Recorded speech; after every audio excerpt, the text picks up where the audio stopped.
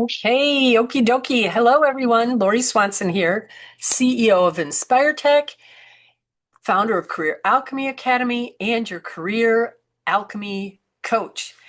And today, what I want to talk to you about is how to figure out a company culture before you start, right? Um, I think this is such a great topic. So it all started because I was out to breakfast with this VP of digital marketing. And in the conversation, we're talking about a lot of different things. And at one point, I said to her, I'm curious how, when you're interviewing a potential candidate to hire, how do you determine if they're a good fit for your culture, right? And so she said, I always ask two questions. I first ask, what made you apply to this role with our company? What made you apply? And she's really looking for, you know, um, the response to include information about the company. She said, I really want to know how much do they actually know beyond the role about the company, our mission, our values. So I thought that was really interesting. And then the second question that she always asks is, what are a couple recent projects that you were on where you felt the most accomplished or the most proud? And that's a typical question that we get asked. But what's going on with my lipstick, huh? That's a typical question that they ask about recent projects and things you're most proud of. But she's not just looking for the candidates' um, involvement in the project. She also wants to hear about the team contributions, and she wants to hear about how that project fit into, the larger um, strategy or again mission of the company. Because when we're talking about culture fit, we're talking about is this a team player? Is this someone who gives credit where credit is due? Is this someone who knows how to shine light on their teammates? Is this someone who understands the importance of the company's mission and values, at least for her company, that they really put a lot of emphasis on the work they did to come up with their value and mission statement and all of those things. And so it isn't something that they just did as an exercise, put it on a poster and hang it in the conference room, but it actually matters to them. So they want to make sure that you've read about that and that you are thinking about that during the interview process. And I thought, wow, those are darn good questions and really helpful from the company perspective in figuring out if someone will be a right fit for their culture. And that got Lori thinking. I was like, okay, so what are some really, if we were going to turn this around, right? If we're going to turn it around and think about it from the person who is considering the company as their next employer, um, what how could we ask questions to help suss a culture, right? Like we want to figure out that culture before we start. Because I, you know, I cannot tell you, we all have heard, probably, we've all heard the idea that people don't leave companies, they leave managers, right? And so, but in fact, even more than that, they leave a culture because it's the manager and then the manager's boss and then ultimately the CEO of the organization that has created a culture. And if that culture doesn't work for someone, I'm not saying it has to even be a toxic culture, you know, but it could just be a culture that isn't a right fit for you or used to be a right fit, but then the cadence of your life, right? Things have changed for you and it's no longer supportive of you. But we're talking about specifically on a job search. So being able to understand, what is this culture? Because simply asking, how would you describe your culture? Yeah, it's going to give you some answers, but they're prepared. Those are really pat answers, right? To And we want more than that. We want them to be digging deeper. We want them to be connecting to their missions and values. So I thought to myself, let's just look at 12 more hiring questions that you can ask, sort of turnarounds that you can ask to help figure out what is a culture. Like with regards to the first question that the VP of digital marketing had talked about, where she was asking, what attracted you, what made you, apply to this role or that sort of thing. You could turn that around and say, one of the reasons I was attracted to your company was your mission statement and the values that you've socialized and have on your website, et cetera. And so I'm curious, how do you see this mission in operation in the everyday, So now you're asking them to really think about connecting this mission and visions and values that they have in a poster in the conference room. Like, is it really something lived? The second one that she had asked was around like the recent accomplishments that the candidate might be most proud of. So you can turn that around and you could say, can you tell me about 2 or 3 things that your team has recently accomplished that brought them a sense of pride? And even further, how this particular project or these accomplishments align with the company mission and values. So that's a little bit of a 2-part question. You could do it as a 1-parter. You could do a follow-up question as a second part. And I have, in these other 12 that I created, I have the same sort of scenario where I might tell you 2 questions, but you might separate them out. And you're going to make these your own anyways, right? But let's get with some more, 12 more turnarounds that you can use to get really deliberate about and committed to a sense of feeling and real facts and data behind how a company operates. What is this culture? How does it support the teams? And so here are some more questions. So the hiring team might ask you, tell me about a time when you received feedback that was hard to hear. How did you respond? And again, some of these questions that the hiring team is going to ask you, you probably already heard in your interviewing, experience, because they aren't uncommon questions. We're just turning them around and kind of pushing back and saying, hey, now you tell me about this. So the turnaround for that one might be, can you share a time when someone on your team received feedback? How was it delivered? And what support did the company give them to help them move forward? Great question, right? Another question, the hiring team might ask you, how do you like to be recognized for your work? The turnaround to that might be something like, how does the team or the company or leadership typically recognize great work? Can you give me an example of this? Someone being acknowledged at some point for something they did. It's an opportunity for them to brag on themselves and to brag on their team and to brag on, the employees and things like that. And so it makes it a great question. All right, another one. So let's say this one we hear a lot, describe your ideal work environment, right? So you give them your answer. And I would say these hiring team questions that I'm talking about here, the ones we're turning around, these are really good questions to spend some time writing out your answers to if you're in interview mode right now as a interview prep, part of your interview prep. So in any case, they're asking you about to describe the ideal work environment, and you will then turn that around by saying, how would you describe the work environment at company ABC? Especially in terms of communication and collaboration and the day-to-day pace. Like, again, those particular, especially arounds, those are the things that are really important to you in a culture. You might throw those in. All right, next one. How do you navigate ambiguity or shifting priorities?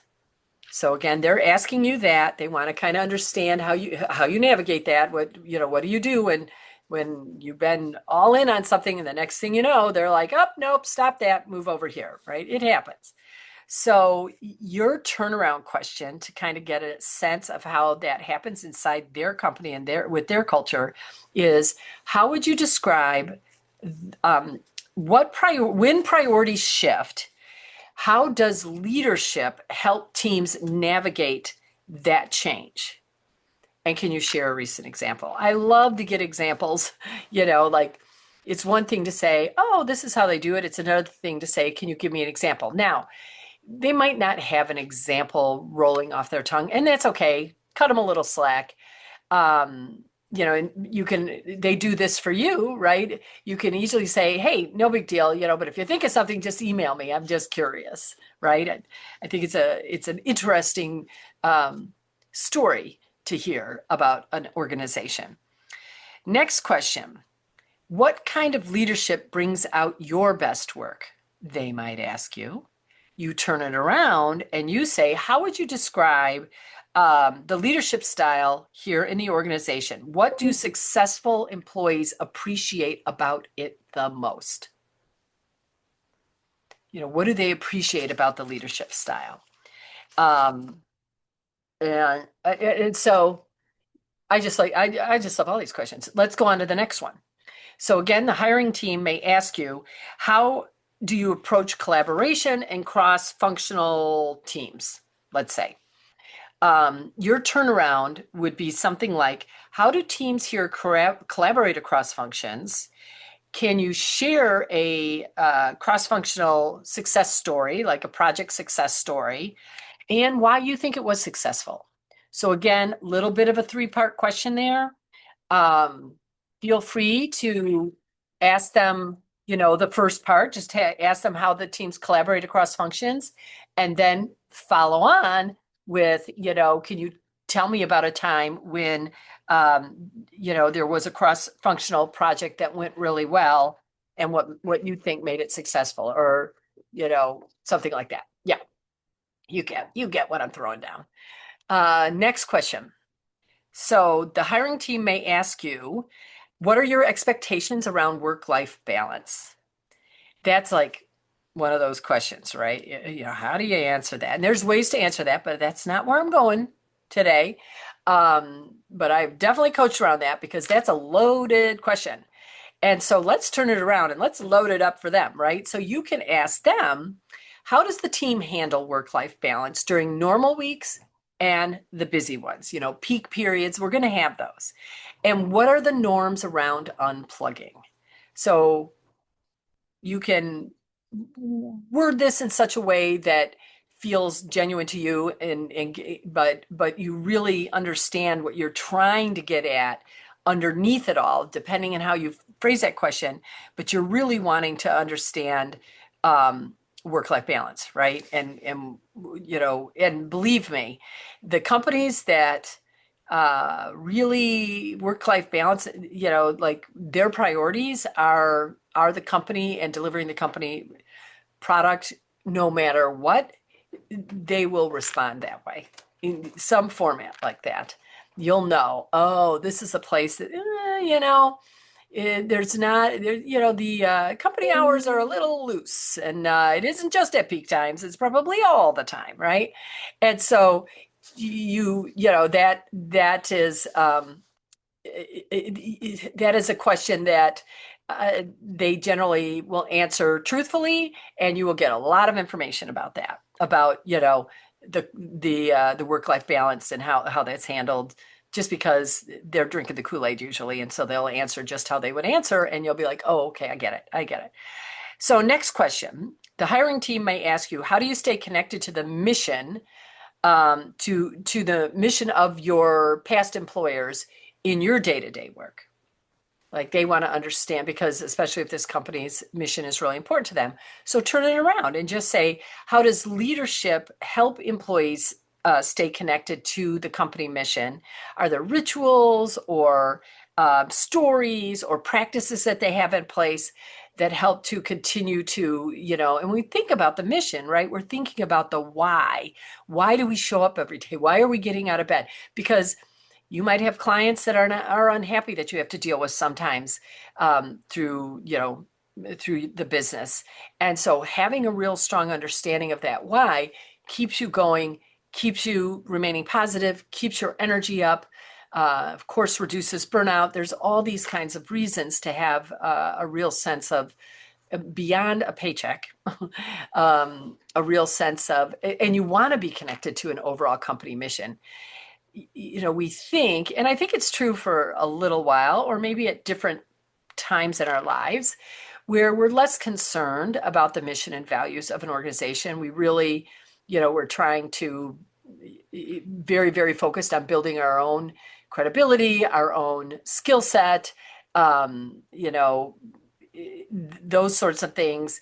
And however we're doing that, whether we're connected to a mission or not, doesn't really matter. But there's a point that it becomes important to believe in what the company is doing in the world.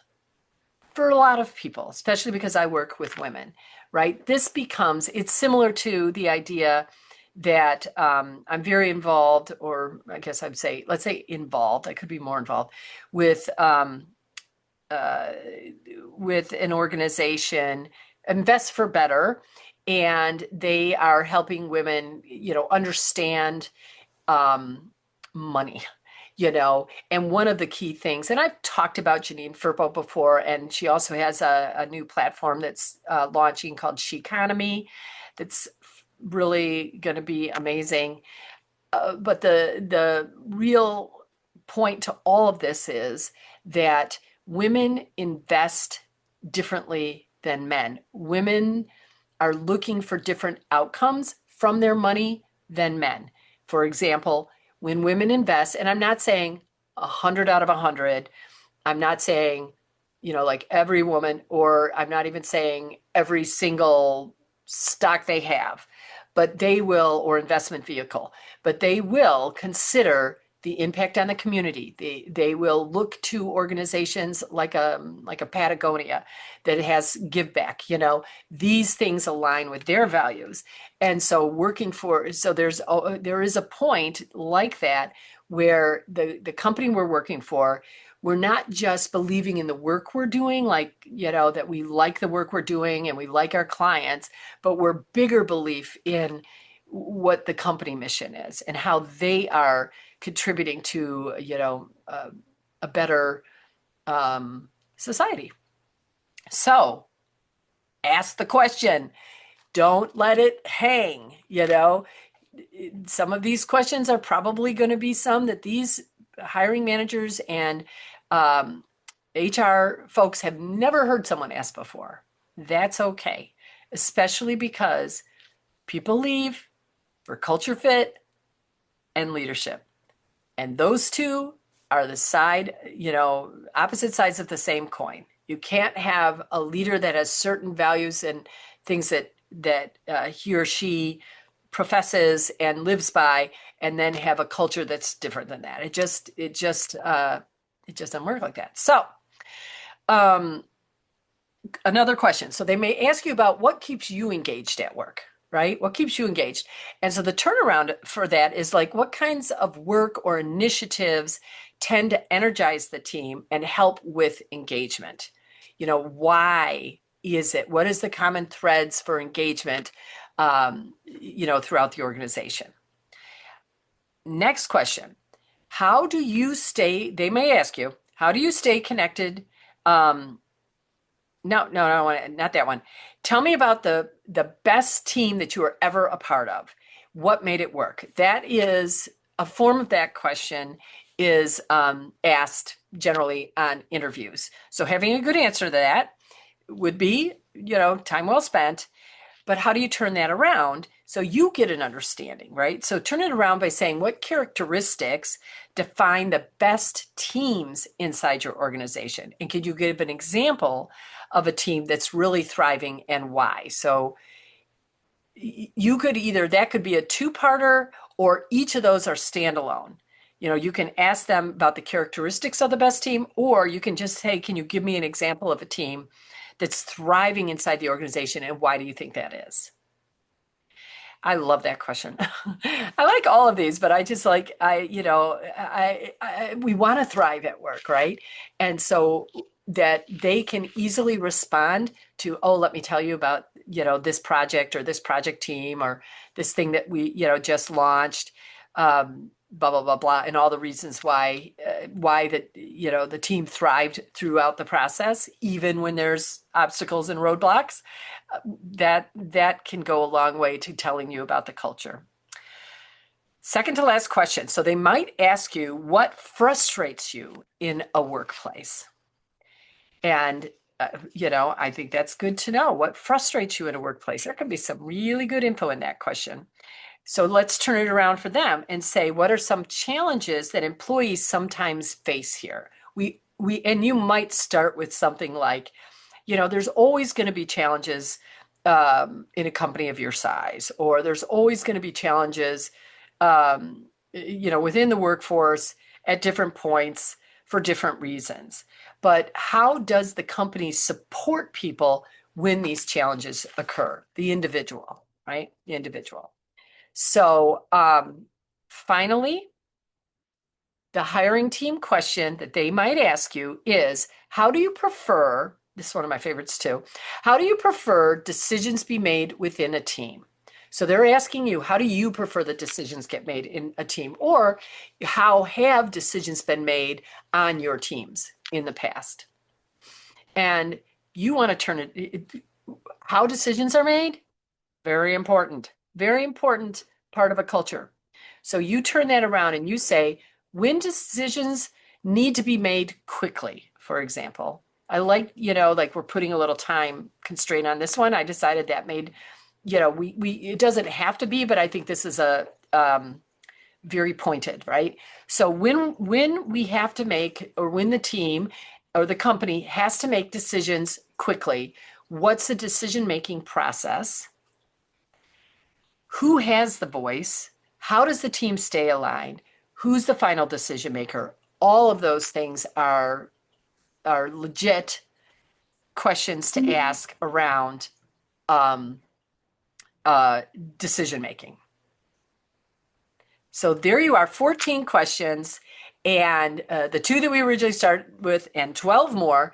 And the big takeaway, I think, is that hiring teams are evaluating you for fit, right? I mean, we've all heard one bad apple spoils the whole bunch.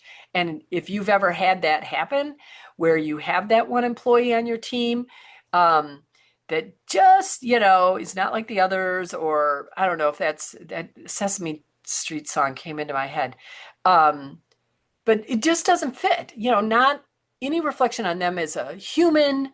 It's just, they just are kind of always, one step ahead, one step behind, just off center or something like that, out of alignment with the rest of the team and where they're moving. So they don't want to create that on the team. So they're very serious about making sure you'll fit into the culture of that team, that department, that organization, right? And so you should are best to evaluate their culture for your fit as well ahead of getting hired. Don't wait till you get there. I don't know how many times I've heard, this was not what I understood from the interview process. And maybe it's on them. Maybe they're covering some things up, but also taking 100% responsibility would say, it's on you 100% with these questions that you did or did not ask during the interview process. And yes, we will be like, God, I didn't ever think to ask that question. How did I not think to ask that question? We're going to miss stuff. But if you can be patient in the interview process, don't worry. I wouldn't ask all of these questions, obviously, but pick the ones that feel the most important to you, given your values and the type of culture you want to work in.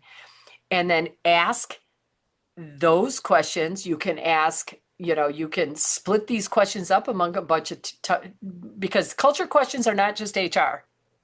That's you can ask teams, you can ask leaders, you can ask HR, you can ask a leader from another team that you're not even going to work on. You can ask these questions, split them up, or take this, 2, 3, 4, maybe max that you're asking talent and ask the same questions of everybody as you go, getting all those different perspectives, right? So the real genius in this process, I think, is that by turning their culture questions back on them during the interview process, it goes from a one-sided evaluation or a little lopsided evaluation of them, of you, and you've turned it into a true conversation of, hey, this is an important decision for all of us, who you hire and who I accept an offer from. The only other tip I would give is really tuning into your spidey senses. So as you're asking these questions, notice if it feels forced, disingenuous. They're not necessarily going to have, as the interviewee, you're working on your star stories, right? I call them SOAR, but star stories. You're working on those. You're preparing your responses to questions.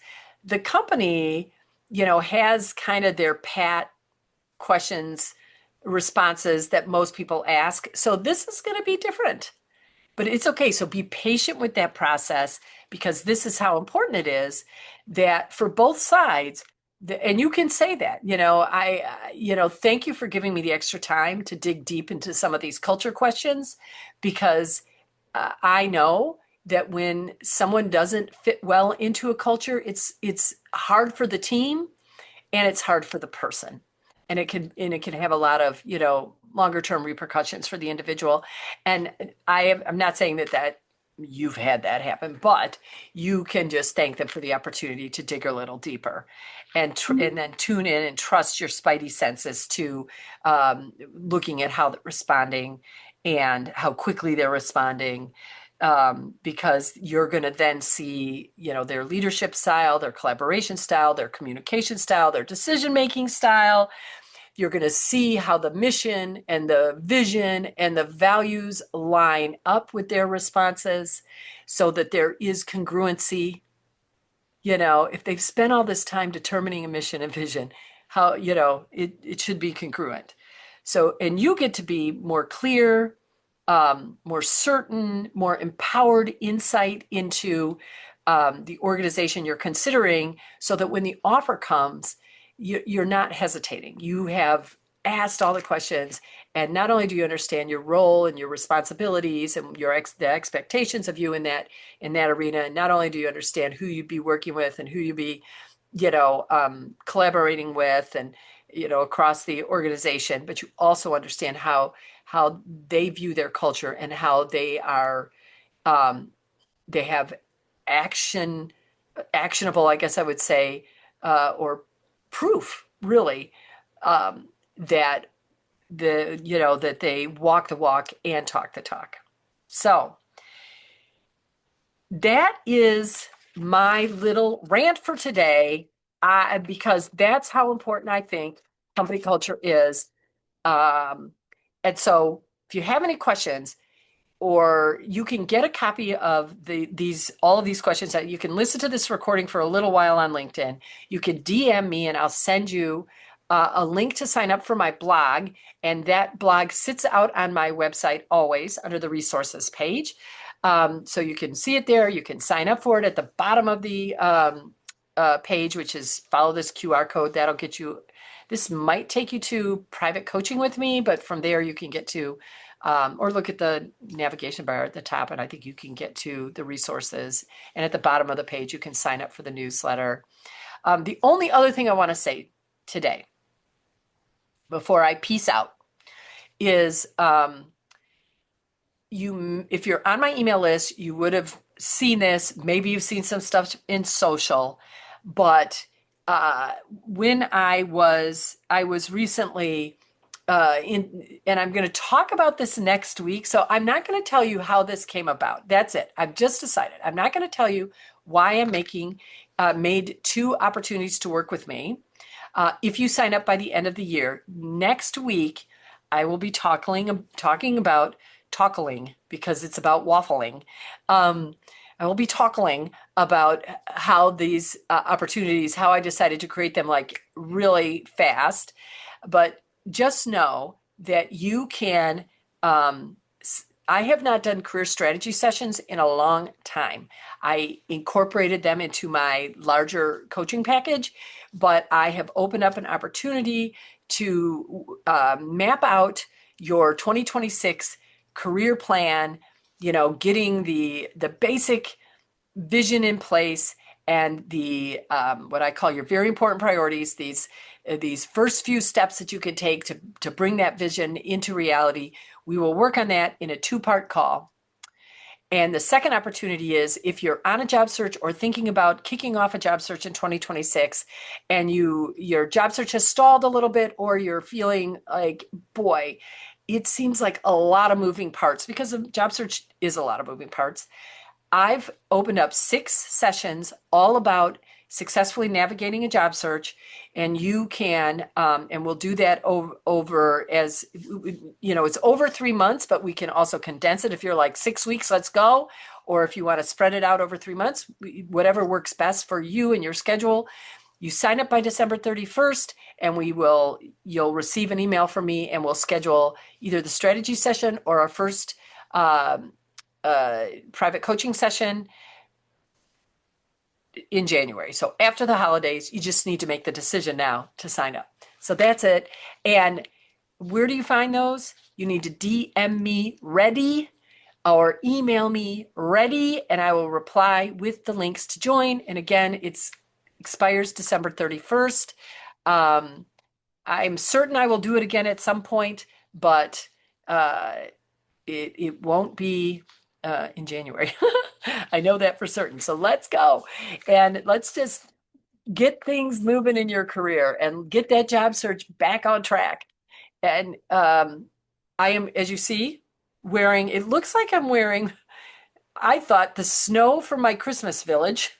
But I am hosting a holiday event tonight, and so I'm all ready to go because, of course, I'm working right up to the time where I need to start to set up, and it's holiday times, and this feels like a sweater I can't wear all winter. Maybe I could, but I certainly can wear it today. So enjoy the holidays. I am here next week. Hold on. Next week's Christmas Eve on Wednesday. So we do not have a LinkedIn Live next week. So if I am writing a newsletter, I do have a blog coming out. So if you want to know what I'm talking about, otherwise on the week of New Year's Eve, probably on the 29th, I will go live and talk about the waffling and give you a couple more days to sign up for these 2 special offers and opportunities to work with me. So that's all today. Hope everyone has a wonderful, happy, and healthy holiday. Blessings to all of you. Love, peace, and, flow and ease and harmony and all of the good things. Talk to you soon.